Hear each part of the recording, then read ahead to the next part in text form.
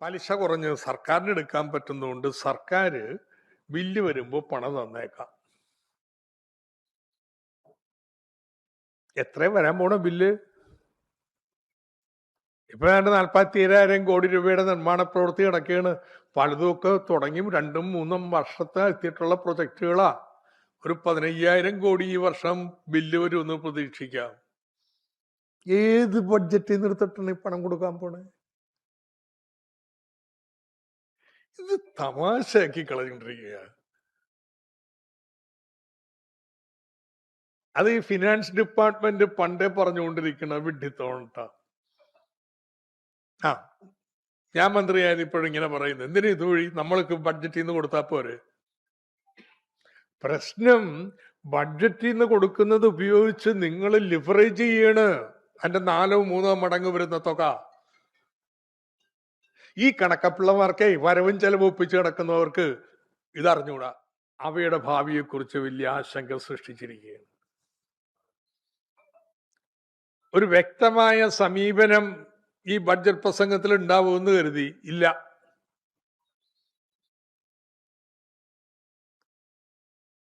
എന്തൊക്കെ വിമർശനങ്ങളാണ് പറഞ്ഞിരിക്കുന്നത്.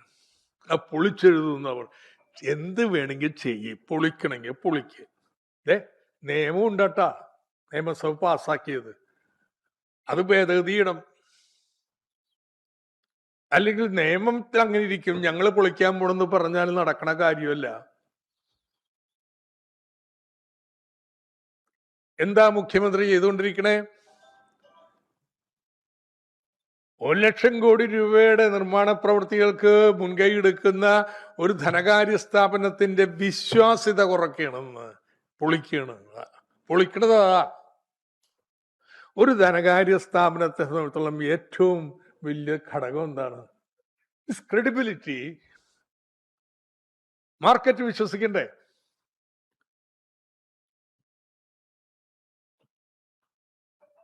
കിഫ്ബിയുടെ ഈ സർക്കാർ വന്ന ശേഷമാണ് അതിന്റെ എക്സിക്യൂട്ടീവ് കമ്മിറ്റി വാർഷിക ഫയലിങ്ങിന് റിട്ടേൺസിനുള്ള അംഗീകരിക്കേണ്ടത്. ഞാൻ കേട്ടത് അത് മാറ്റിവെക്കാനായിട്ടായിരുന്നു ആദ്യാലോചന. ഒരു കമ്പനി റിട്ടേൺസ് സമർപ്പിച്ചില്ല, പിന്നെ കമ്പനി ബാക്കി ഉണ്ടാവുമെന്ന്. സെബിയുടെ നടപടി ഉണ്ടാവില്ലെന്ന്. സെബിയുടെ നടപടി നേടുന്ന ഒരു സ്ഥാപനത്തിന് പിന്നെ വായ്പ എവിടെ നിന്നെങ്കിലും കിട്ടുമോ? എന്തോ സൽബുദ്ധി തോന്നി, പിറ്റേന്ന് വീണ്ടും യോഗം ചേർന്ന് അംഗീകരിച്ചു. ആരൊക്കെ പറഞ്ഞു കൊടുക്കുന്നു. ഇപ്പൊ ഇത് ആലോചിച്ചുകൊണ്ടിരിക്കുക. ഉറപ്പിച്ചോളൂ കേട്ടോ, ഇപ്പൊ ഇനി കിഫ്ബി വായ്പ എടുക്കാൻ പോവുകയാണെങ്കിൽ 1% കൂടുതൽ കൊടുക്കേണ്ടി വരും.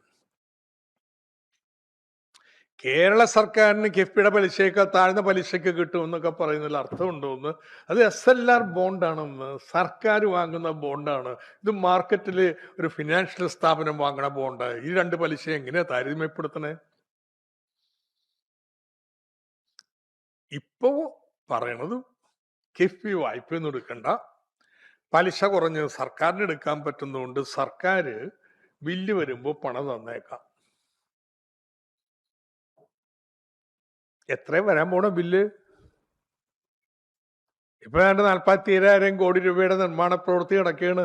പലതുമൊക്കെ തുടങ്ങി 2-3 വർഷത്തെ എത്തിയിട്ടുള്ള പ്രൊജക്ടുകളാ. ഒരു 15,000 കോടി ഈ വർഷം ബില്ല് വരുമെന്ന് പ്രതീക്ഷിക്കാം. ഏത് ബഡ്ജറ്റിൽ നിന്ന് എടുത്തിട്ടാണ് ഈ പണം കൊടുക്കാൻ പോണേ? ഇത് തമാശയാക്കി കളഞ്ഞിട്ടിരിക്കുക. അത് ഈ ഫിനാൻസ് ഡിപ്പാർട്ട്മെന്റ് പണ്ടേ പറഞ്ഞുകൊണ്ടിരിക്കുന്ന വിഡ്ഢിത്തോണട്ട.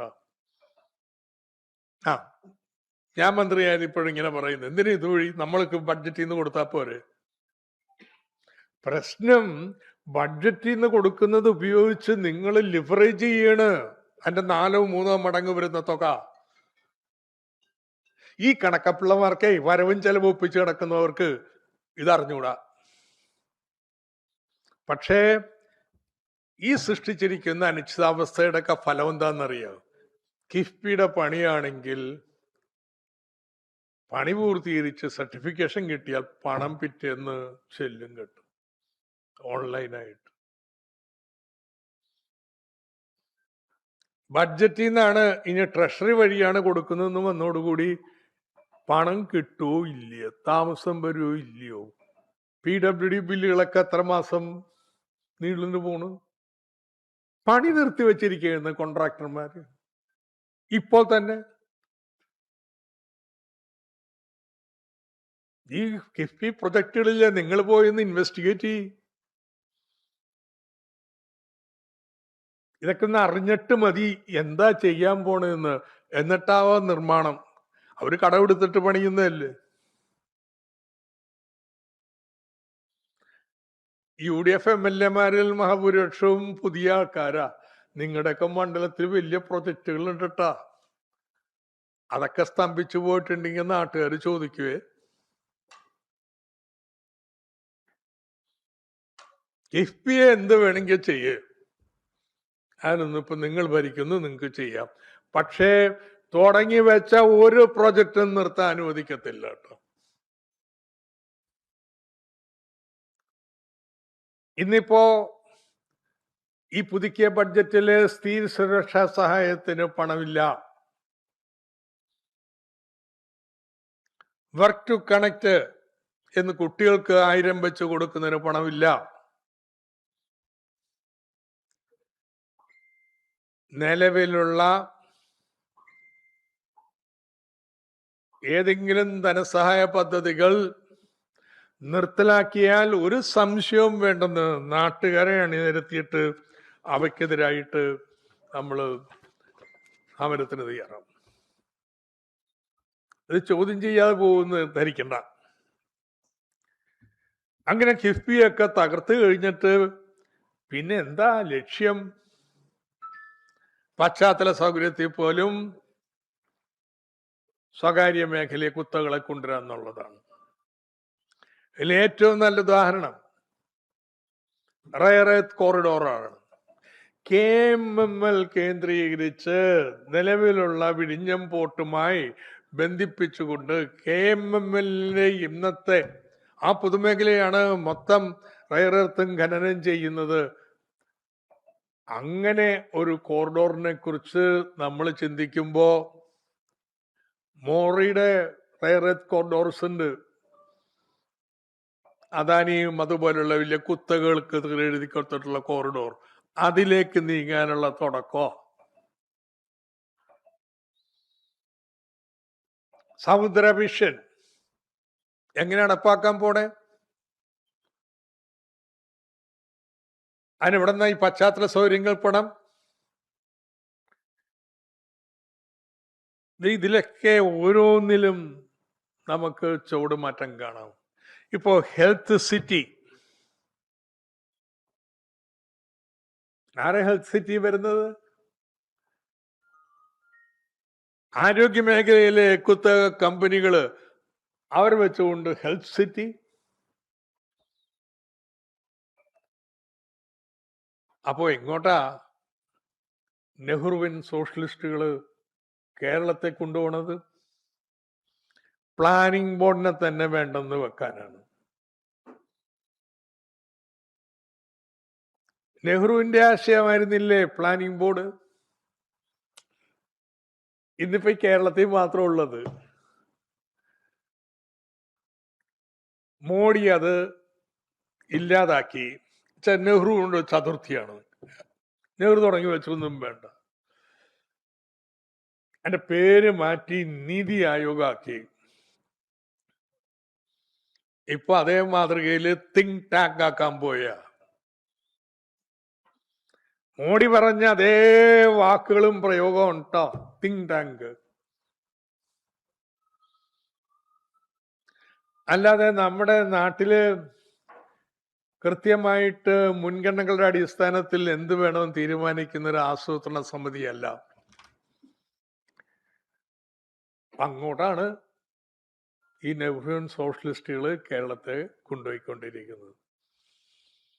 അതുകൊണ്ട് ഈ ബഡ്ജറ്റ്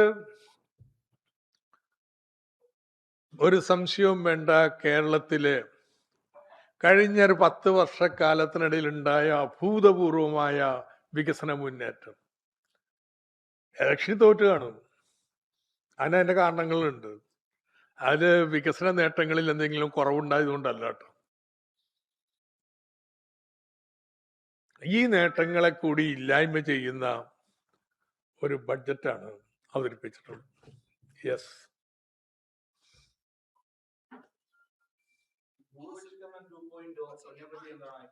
ഉറക്കെ പറയണേ.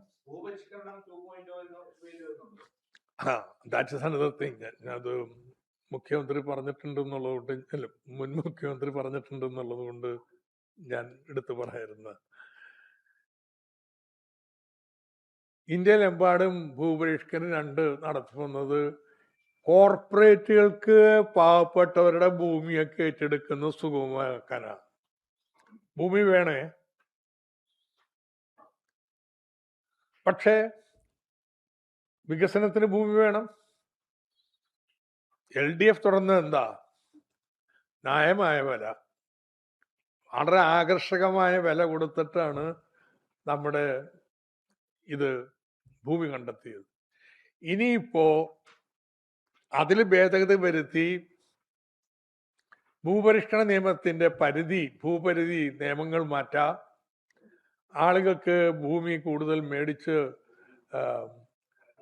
കൂട്ടുന്നതിന് ഉള്ള സഹായങ്ങൾ ചെയ്തു കൊടുക്കുക. ഇത്തരത്തിലുള്ള കോർപ്പറേറ്റ് ലക്ഷ്യം വെച്ചുകൊണ്ട് ഇന്ത്യയിലെ പല സംസ്ഥാനങ്ങളിലും, കോൺഗ്രസ് ഭരിക്കുന്ന സംസ്ഥാനങ്ങളിലും നടപ്പാക്കിയിട്ടുള്ള ഭൂപരിഷ്കരണം കേരളത്തിലും കൊണ്ടുവരാനാണ് ശ്രമിക്കുന്നത്. കേരളത്തിൽ SC ST വിഭാഗങ്ങൾക്ക് അവരുടെ ഭൂമി അത് ലക്ഷ്യമാക്കി അതിന് മുൻഗണന നൽകിയിട്ടുള്ള മാറ്റങ്ങളാണ് വേണ്ടത്. മിച്ചഭൂമി കണ്ടെത്തി അവർക്ക് കൊടുക്കുക.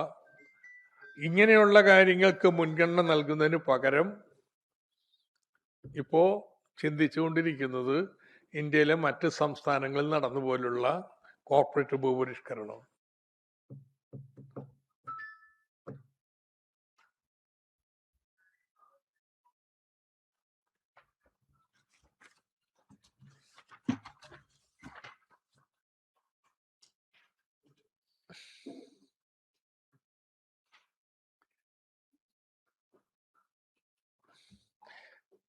അതിൽ 3ാമത്തെ പാരഗ്രാഫ്, സർജിക്കൽ ബ്ലോക്കിന്റെ ചെലവ് 90 കോടി രൂപയല്ല കേട്ടോ, 300-ൽ പരം കോടി രൂപയാണ്. 90 നടക്കണേ, എന്താന്ന് തെറ്റിപ്പോയതാ, തിരുത്തിയേക്കും. 300 കോടിയിൽ പരം രൂപയാണ്. 300 കോടി പരം രൂപ.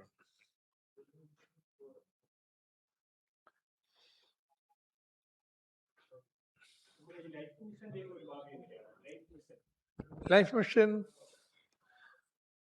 അത് നിർത്തലാക്കും എന്നാണ് പറഞ്ഞിട്ടുള്ളത്. അതിൻ്റെ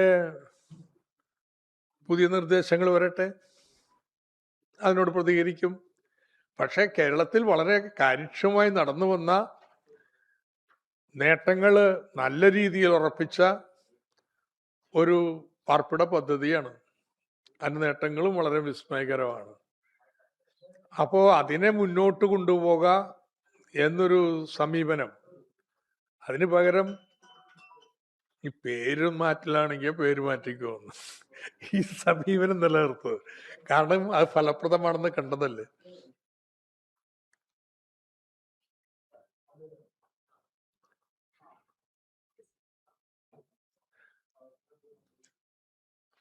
ഏറ്റവും ഗൗരവമായിട്ട് എനിക്ക് തോന്നുന്നത് മദ്യത്തിന്റെ നികുതി ശരിയല്ല. കൊടുക്കണമെങ്കിൽ കൊടുക്ക്, നേരെ പറഞ്ഞു കൊടുക്ക്, നമ്മുടെ പേര് പറഞ്ഞിട്ട് കൊടുക്കണ്ട. Okay, thank you. നമ്മുടെ ഇവിടെ ഇരുന്ന് തന്നെ